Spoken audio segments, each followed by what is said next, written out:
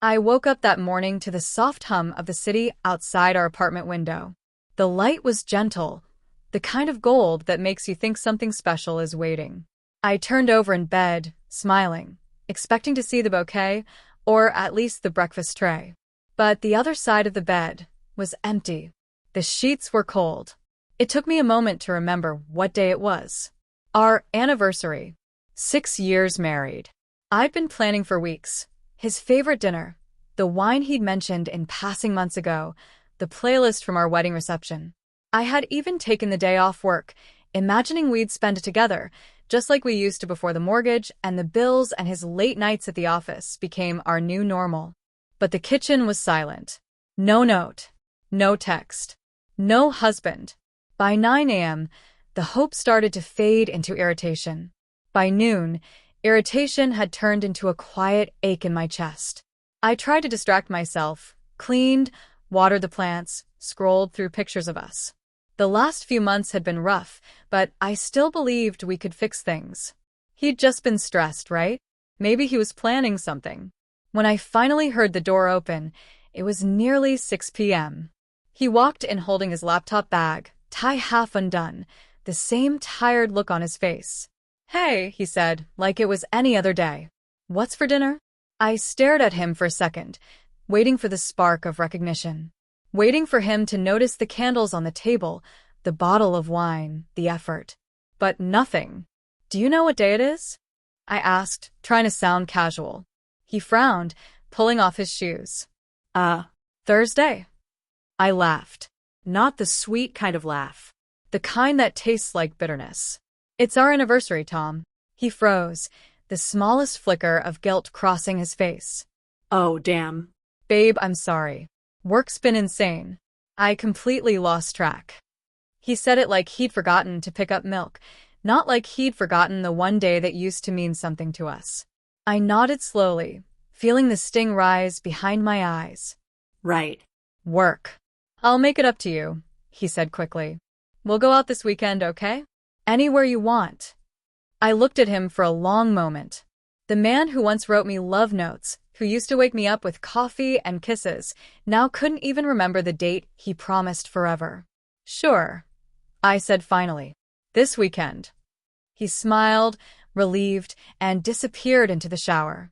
I sat at the table, the food growing cold. 6 years, and all I got was a forgotten Thursday. That night, I lay awake long after he fell asleep beside me. I stared at the ceiling, listening to his even breathing, and something inside me started to shift. It wasn't rage. It was clarity. The kind that arrives quietly, like a whisper that says, "You deserve better." Tom had been living comfortably lately.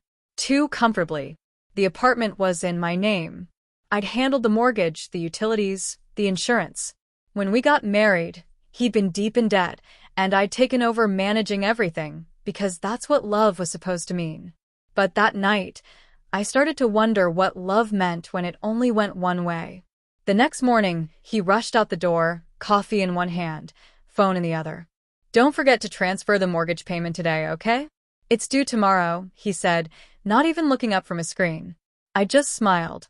"Sure thing." When the door clicked shut, I sat there for a long moment, letting the silence wrap around me. Then I opened my laptop and logged into the bank account. The mortgage payment glared at me from the list of upcoming transfers. 6 years of shared bills, shared effort, shared dreams, at least that's what I thought. But lately, everything felt like it belonged to him. His comfort, his career, his routine. I was just the background character keeping the lights on. I hovered over the confirm payment button for a moment. Then, without thinking too hard, I closed the window. I wasn't going to send it. Not this time. Maybe he'd notice. Maybe he wouldn't. But either way, I'd stopped being the one who fixed everything. That night, I made myself dinner for one. I watched a movie he always complained was too slow. I even opened that expensive bottle of wine I'd been saving for our anniversary. And for the first time in months, I didn't feel lonely. I felt free. When he came home, I greeted him with a smile, kissed him on the cheek, and asked about his day. He didn't notice the change in my tone or the spark in my eyes. He just went on complaining about his boss, his coworkers, his traffic. And I just listened, knowing something he didn't. The payment was due tomorrow. And for once, I was going to let him deal with the consequences. That night, as I lay in bed beside him, I thought about how easy it had been for him to forget something so meaningful. And how easy it was for me to forget one little payment. Funny how balance works. The next morning started like any other. He was running late again, muttering about deadlines and meetings while searching for his tie. I sat at the counter, sipping coffee, watching him with a kind of detached calm I hadn't felt before. Normally, I'd jump in, find his keys, pack his lunch, make sure he didn't forget his laptop. But today, I just watched. He found his tie under the couch, kissed me on the forehead without really seeing me, and said, "Don't forget the payment, okay? The bank's been strict lately." "I won't," I said softly, smiling into my mug. He left without noticing that my smile didn't reach my eyes. After the door shut, the apartment fell quiet again. I liked the silence now. It felt honest. The kind of quiet that didn't need pretending. I went to my laptop, checked my email, and saw the automated message from the bank. Mortgage payment overdue. Contact your lender to avoid penalties. My heart didn't even skip. Instead, I felt a strange sense of satisfaction. It wasn't chaos, it was control. A small, deliberate act of rebellion against years of being the one who remembered everything. By noon, I was halfway through reorganizing my bookshelf when the first text came in. "Tom. Hey, did you pay the mortgage?" Got a weird email from the bank. Me? Oh, I must have forgotten. I was busy yesterday. Tom. Busy? With what? Me. With our anniversary dinner. It took him 15 minutes to reply. When he finally did, it was just, "Are you serious?" I didn't respond. That evening, when he got home, he looked uneasy. Not angry, just thrown off. Like he'd lost footing on ground he thought was solid. "You really didn't pay it?" he asked, dropping his bag on the table. I looked up from my book. "Nope. Guess I lost track of time. You know how that happens." He frowned. "You're making a point." I closed the book, met his eyes, and said, "I'm remembering how it feels to be forgotten." For a moment, he didn't know what to say. He just stood there, watching me, the realization sinking in. Then he sighed. "You're being childish." I smiled again. Maybe. Or maybe I'm just learning from the best. He shook his head and walked away, muttering under his breath. But I saw the panic in his shoulders. He needed that payment done. His name was on the mortgage, but the account, the one actually paying it, was mine. He couldn't fix this without me. I let him stew in it. The next few days were quiet. Too quiet. He started coming home earlier, checking the mail, pacing the living room. I could almost see the gears turning in his mind, trying to figure out how to talk to me without admitting he'd been careless. By Thursday, he finally spoke up at dinner. "Look, I said I was sorry about the anniversary. You don't need to punish me for it." "Punish you?" I said, cutting into my food. "I just forgot something. Like you did." He leaned back in his chair, frustrated. "You're blowing this out of proportion." "It was one day." "One day that meant something," I said quietly. "And you forgot. So now you know what that feels like." He stared at me, and for the first time in a long time, I saw guilt instead of indifference. But guilt wasn't enough. That weekend, I went out alone. I visited a bookstore, had lunch at a cafe, even treated myself to a spa session. When I came home that evening, Tom was sitting on the couch with bills spread across the table. He looked up at me with a forced smile. "Hey." I handled the late fee. "Don't worry about it." "Oh," I said. "Did you finally figure out how to pay it?" He hesitated. "I borrowed from my savings. It's fine." I walked past him, calm and deliberate. "Good. You should start getting used to doing things on your own." He blinked. "What's that supposed to mean?"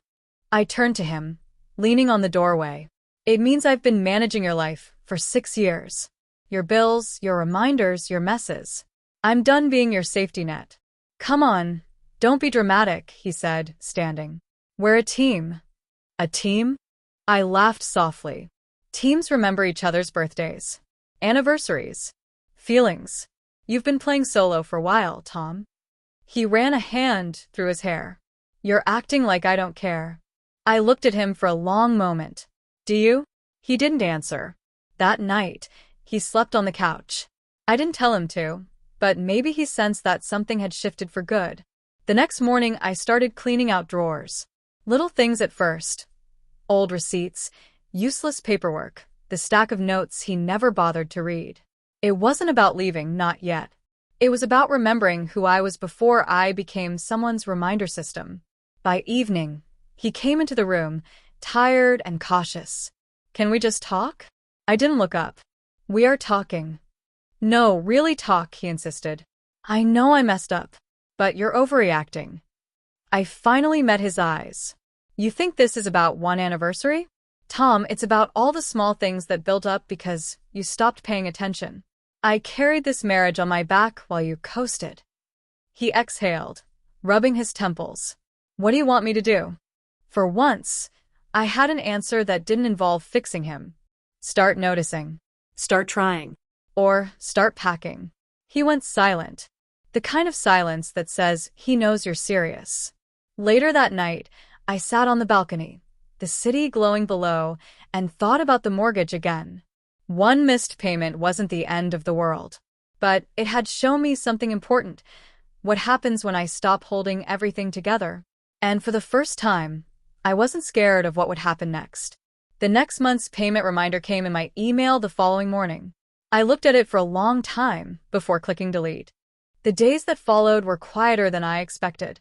Not peaceful quiet, more like the heavy kind that sits between two people who used to talk about everything. Tom moved around the apartment as if walking on glass. He didn't know what to say, and I didn't feel like helping him find the words. I started waking up earlier, before him, making coffee just for myself. I'd sit by the window with my cup and my thoughts, feeling something I hadn't felt in a long time, stillness. It was strange at first, realizing how much space existed when I wasn't filling every silence, patching every crack. Tom noticed the difference. One morning, as he was getting ready for work, he lingered by the door. You're really not going to make coffee for both of us anymore? I looked up from my phone. You have 2 hands and a coffee maker. You'll figure it out. He tried to smile, but it faltered halfway. You've changed. No, I said. I just stopped doing everything for someone who didn't notice. He left without another word. Over the next week, he started trying in small, awkward ways. He brought flowers home one evening, red roses like he used to when we were dating. He placed them on the kitchen counter, waiting for me to react. They're beautiful, I said, not looking up from the laptop. That's it, he asked. I finally met his eyes. Tom, flowers don't fix years of neglect. They die in a week, just like every promise you've made lately. He sighed, frustrated. I'm trying. Are you? I said softly. Or are you just trying not to lose? That shut him up. The silence grew again after that. It became a third presence in our apartment, following us from room to room. But I didn't hate it. It was better than pretending. I began spending more time outside the house, walks in the park, coffee with coworkers, even signing up for pottery class on Tuesday nights. It felt good to have something that was just mine. One evening, I came home late to find Tom sitting in the living room with a stack of unopened mail beside him. The bank called, he said, his voice steady but low. About the mortgage? I asked. He nodded. They said another payment's overdue. They'll start adding penalties if it's not handled soon. I set my bag down. Then you should probably handle it. He looked at me, confusion flickering in his eyes. You're serious? Dead serious. He exhaled, running his hands through his hair. You're punishing both of us. No, Tom. I'm teaching you what it's like when I stop cleaning up after you. He stared at me for a long time, and for the first time, I think he really saw me. Not as the woman who made his life easier, but as the woman who had quietly carried the weight of it all. I didn't realize how much you did, he said finally. I know, I replied. That's the problem. He nodded slowly, almost as if the words hurt. Later that night, I sat on the edge of the bed while he showered. I looked around our room. The framed photos, The mismatched furniture we'd picked out when we were still broke and in love. The soft light from the lamp he'd always said made the room feel cozy. Everything in that room had been built on effort, mostly mine. For a second, I felt a flicker of nostalgia. Then it faded, replaced by something sharper. It wasn't that I didn't love him. I just didn't trust him to love me the same way anymore. When he came to bed, he looked tired. "Do you still love me?" he asked quietly. I hesitated. "I don't know. I love who we used to be. I don't know who we are now." He didn't respond. He just turned off the light and lay there in the dark. I could feel the distance between us, wider than the mattress. Days turned into weeks. The mortgage issue escalated, letters, calls, warnings. He tried to fix it, but he was clumsy, missing deadlines, making partial payments that only made things worse. Watching him struggle wasn't satisfying like I thought it would be. It was just illuminating. He had built a version of his life where everything functioned because I was the silent engine behind it. Without me, the gears jammed. The system cracked. One night, I came home from class to find him sitting at the kitchen table, head in his hands. "I messed up again," he said when he heard me. "I thought I'd paid the balance, but it didn't go through." I sat across from him, then called a bank in the morning. He looked up, eyes tired and glassy. "You really don't care anymore, do you?" I thought about it for a second. "I care. Just not enough to save you from yourself." He nodded slowly, almost like he understood. "I guess I deserve that. I didn't want to get here," I said softly. "But I also can't keep being the only adult in this marriage." We sat in silence for a while. It wasn't comfortable, but it wasn't angry either. Just real. That weekend, I went through the apartment, organizing things again, but this time I was packing. Not to leave immediately, but to prepare. To remind myself that staying was a choice, not an obligation. I found our wedding album in a drawer. Dust had gathered along the spine. When I opened it, the first photo hit me like a punch. We were laughing, wine glasses raised, the world still bright and full of promise. What happened between that photo and now wasn't sudden. It was slow erosion, tiny moments of forgetting, dismissing, taking for granted. That night, I left the album open on the kitchen counter. When Tom came home, he saw it before he saw me. He stood there for a long time, looking at our smiling faces. "I miss us," he said quietly. I looked at him from the hallway. "Then you should have remembered us before you forgot me." He didn't argue. He just nodded, and for once, I believed the sadness in his eyes. That was the night I decided the next part of my life wouldn't revolve around waiting for someone to remember my worth. Whether I stayed or left, I was done being invisible. And as the rain started falling outside, soft against the windows, I realized something else too. Forgetting the mortgage hadn't ruined us. It had revealed us. The morning I decided to leave didn't start with a fight. It started with silence. The kind of silence that feels clean, like the moment after a storm. I stood in the kitchen, staring at the last of the coffee dripping into the pot, thinking how quiet peace can be when you finally stop expecting someone else to bring it to you. Tom was still asleep. He'd been sleeping later these days, as if staying unconscious could delay what was coming. I didn't blame him. It's easier to dream of the version of us that worked than to face the one that didn't. I poured my coffee and walked to the balcony. The city below was already alive. Car horns, voices, the rhythm of other people's lives moving forward. For the first time in months, I felt like I could join them. We'd spent weeks avoiding the real conversation. He'd apologized more times than I could count, but apologies are like currency. You can't spend them where trust has gone bankrupt. When he finally woke up, I was sitting on the couch with a suitcase beside me. His eyes went straight to it. "You're leaving," he said, not asking. "Yes." He rubbed a hand over his face, the weight of the word hanging between us. "You're serious this time?" "I was serious the moment you forgot me." He sat down across from me, elbows on his knees. "I messed up, I know that. But can't we start over?" I shook my head slowly. "You can't start over with someone who had to end herself just to keep things together." He was quiet for a long time. Then he said, "You really hate me, don't you?" I met his eyes. No. "If I hated you, I'd still care enough to fight. I'm just done. I could see it hit him then, the realization that I wasn't angry anymore. Just finished. That's when people finally understand it's over. Not when you yell, but when you stop needing to. I stood up and picked up the suitcase. The mortgage company called again yesterday, I said. They're still waiting on your payment. He looked up, almost pleading. Can't you just... No, I said gently. You'll figure it out. I walked to the door, but he spoke again, softer this time. You know, I didn't mean to forget. About the anniversary. About us. I paused. That's the problem, Tom. You didn't mean to, but you did. I left the keys on the counter and walked out before he could say anything else. Outside, the air was sharp and cool, the kind that wakes you up in ways coffee can't. My heart was steady. I expected guilt, regret, maybe even relief. But what I felt instead was space, real, open space where my life could start breathing again. I took a train across town to a small apartment I'd found the week before. It wasn't much, a single room with peeling paint and sunlight that fell just right in the mornings, but it was mine.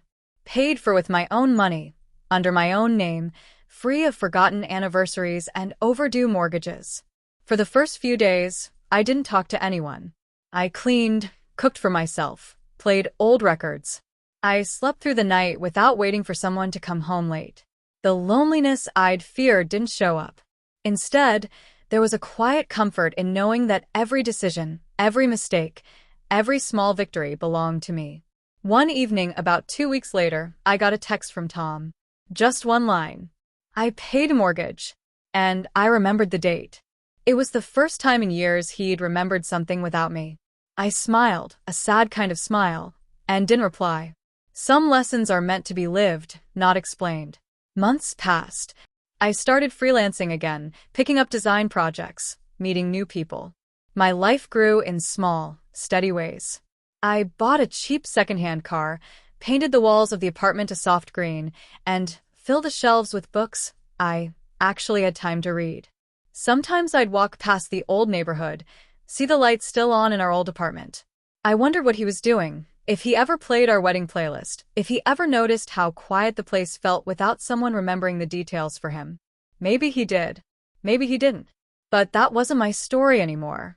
On our next anniversary, what would have been 7 years, I woke up early, made myself coffee, and sat by the window again. The sky was the same pale gold as that morning a year ago when I realized everything had changed. Only this time, it didn't hurt. I raised my mug slightly.